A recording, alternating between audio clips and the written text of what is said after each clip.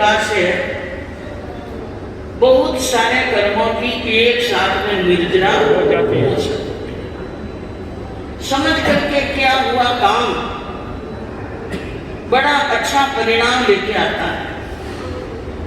सोचने की बात यह है कि अगर हम कोई भी क्रिया कर रहे हैं, उन क्रिया को करते समय हमारा मन उस क्रिया के साथ में जुड़ा हुआ हो तो क्रिया शुभ होती है, क्रिया सुंदर होती है और क्रिया में समरसता आती है। कोई व्यक्ति काम कर रहा है और बहुत देर से काम कर रहा है, लेकिन काम में वो अभी सफल नहीं हुआ या काम का यानी इतना अच्छा काम नहीं कर सका, तो क्या कहते हैं भाई मन लगाए, क्या कहते हैं, कोई पुस्तक लेकर के बैठा है, कलम लेके बैठा है, लिख रहा है, पढ़ रहा है सुबह से शाम तक, लेकिन याद नहीं हुआ, या पेपर यानी लिखा नहीं और याद नहीं हुआ। किताब तो पूरे दिन हाथ में रखी लेकिन क्या नहीं हुआ, तो हम क्या कहते हैं मन लगाने पढ़। कैसे पढ़ना? हाँ, कोई खाना बनाने वाली बहन है, रसोई घर के अंदर गई, लेकिन रसोई घर में खाना तो बनाया लेकिन एक भी चीज बराबर नहीं बनी, न रोटी बनी, न सब्जी बनी, न दाल बना, न चावल, सब में गड़बड़। इसका मतलब क्या हुआ? मन लगाए में काम नहीं। बस ये समझ लो, बस इस पॉइंट को पकड़ लो। हमारे मन के अंदर जागरूकता होनी चाहिए, हमारा मन क्रिया में बराबर लगा रहना चाहिए और मन को क्रिया में लगाया रखने के लिए उनके साथ में जुड़ना जरूरी है। और यूं कह दें कि अतीत और भविष्य को छोड़कर वर्तमान से जुड़ो। किससे जुड़ो? वर्तमान में जुड़ो। अतीत में क्या हुआ?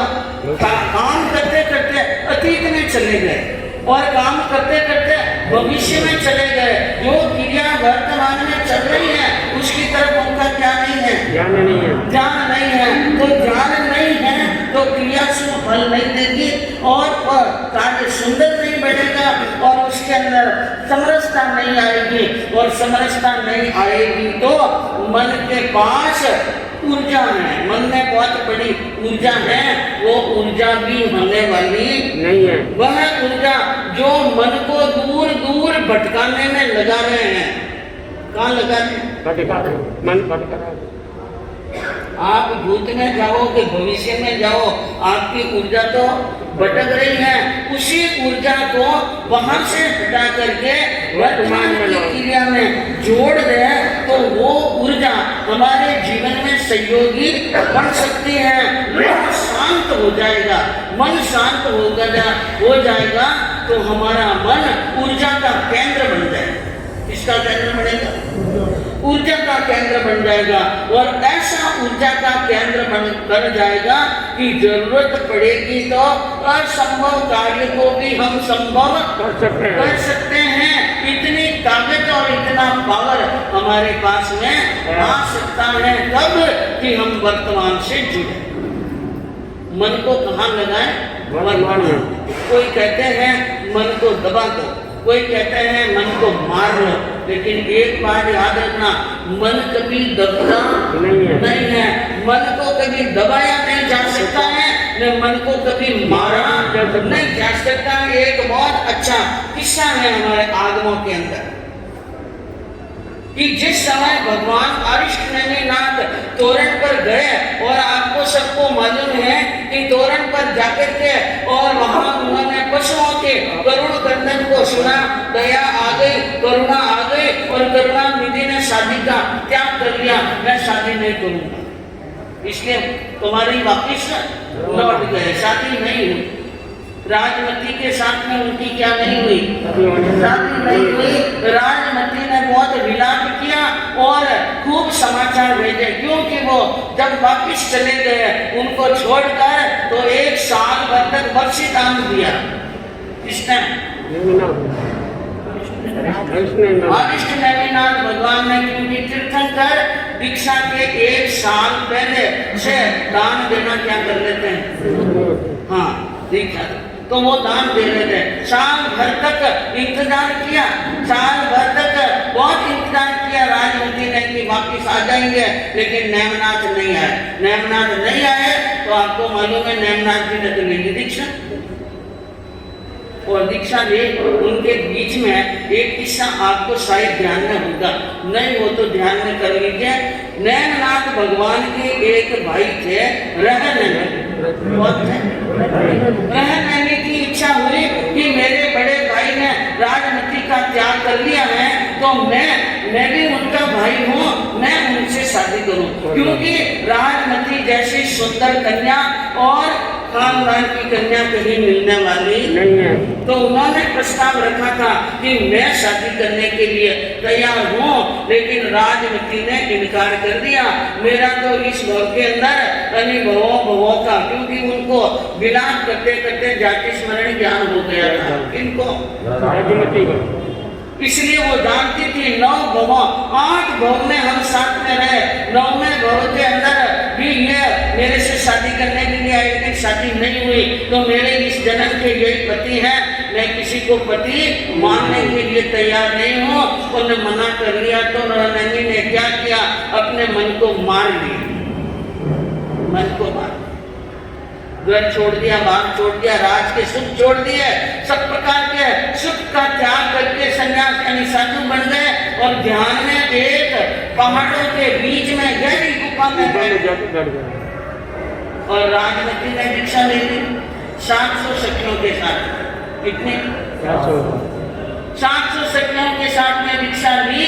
और दीक्षा लेने के लिए, दीक्षा लेने वो भगवान के दर्शन करने के लिए एक बार गिरनार पर्वत पर चढ़ रही थी और वहां पर विहार करते हुए जा रहे थे साध्वी और राजमती जी। और उस समय बीच के अंदर मौसम का मिजाज बिगड़ गया, आंधी आई, तूफान आए, बादल आए, झमाझम क्या होने लगी। वहां पर बारिश हुई अति भारी, सतगी भीग गई वो सारी, सतियां बिखर गई, सती जी अकेली रही, गुफा में आया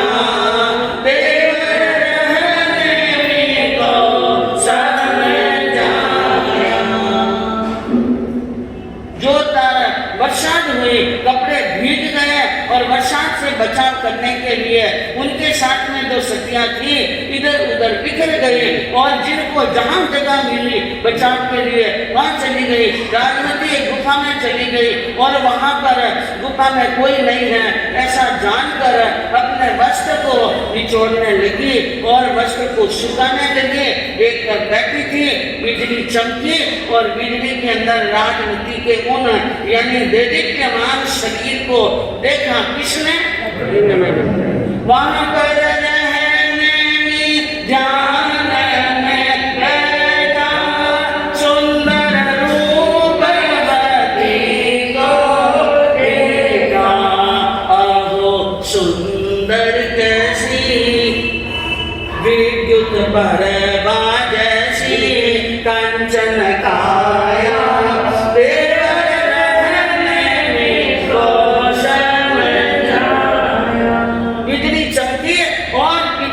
समान चमकते हुए शरीर वाली कंचन वर्ण काया वाली राजमती को सामने देखा। क्या हुआ? एक तो बरसात, एकांत स्थान, सुंदर स्त्री और जवानी की अवस्था, व्यक्ति का मन क्या होता है? डोल जाता है, डोल गया उसका मन। दबा हुआ मन कभी दबा रहने वाला नहीं है।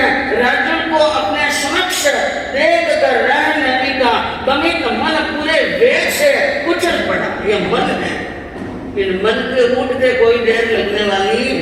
हाँ, मन के रूप 1000 है, मन के रंग करोड़। मन के रूप 1000 है, मन के रंग करोड़। मन लोहे की सांकड़ें बिन छुए दे तोड़। इतना मजबूत है मन, लोहे की सांकड़ को बिना छुए भी तोड़ सकता है। उसने अपने सामने खड़ी राजमती को बिना सोच और बिना शंका निसंकोच निशंकित होकर के प्रस्ताव रख दिया, प्यारी आओ आओ आओ, रहने में जैसा पति पालो, सती दूज उठी मेरी शर्म टूटी, तन कंपाया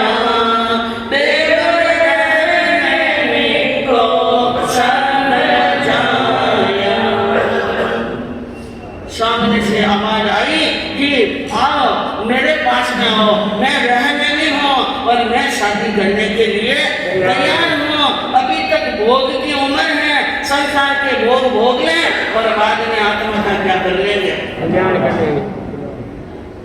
साध्वी ने देखा मैं जहाँ पर निर्जन स्थान समझ रही थी वहां तो कोई बैठा है और उनकी बात सुने, उनका प्रश्न सुना, समझ गई राजमती यह वही रहनी है जिनका मन अभी तक काबू में नहीं है।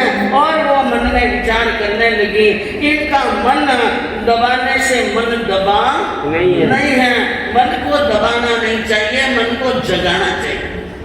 क्या करना चाहिए? जगाना चाहिए। शांत और समाधित होने के लिए, मन को शांत करने के लिए, मन को दबाना नहीं, क्या करना? मन को शांत करने के लिए और मन को समाधित करने के लिए मन को जगाना जरूरी। रहनमी को जगाने के लिए सती राजमती ने कड़वे शब्दों का आलिंगन लिया। तुम कौन हो शैतान निशर्मा, शयनी दिखते हो मारी कर्मा, कैसे पागल बने खाके त्याग करने, क्यों बोला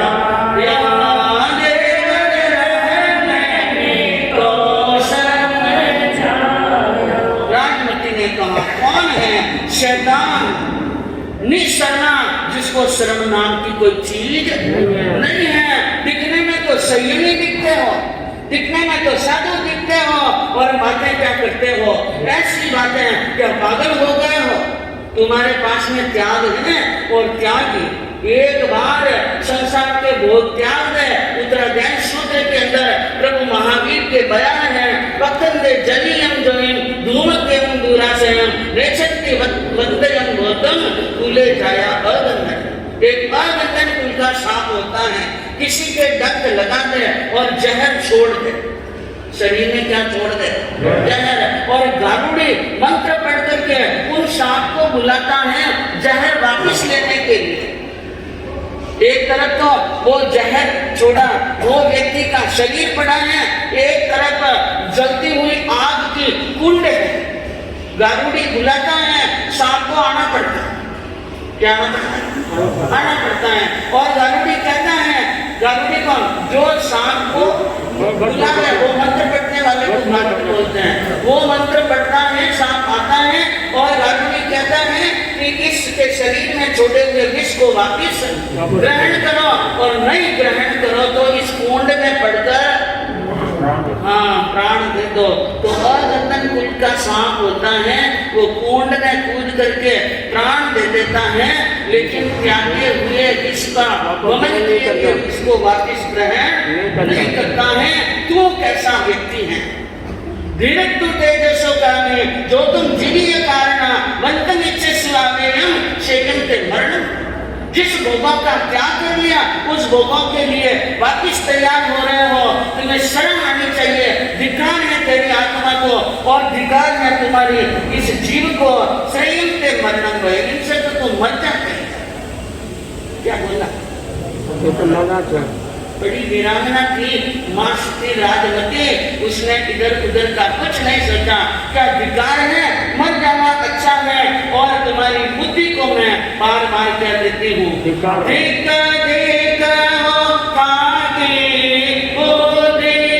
कैसे भूल जाओ घर की शुद्धि। समुद्र विजय जी के लाल सीमा दे प्रतिपाल उनका जाया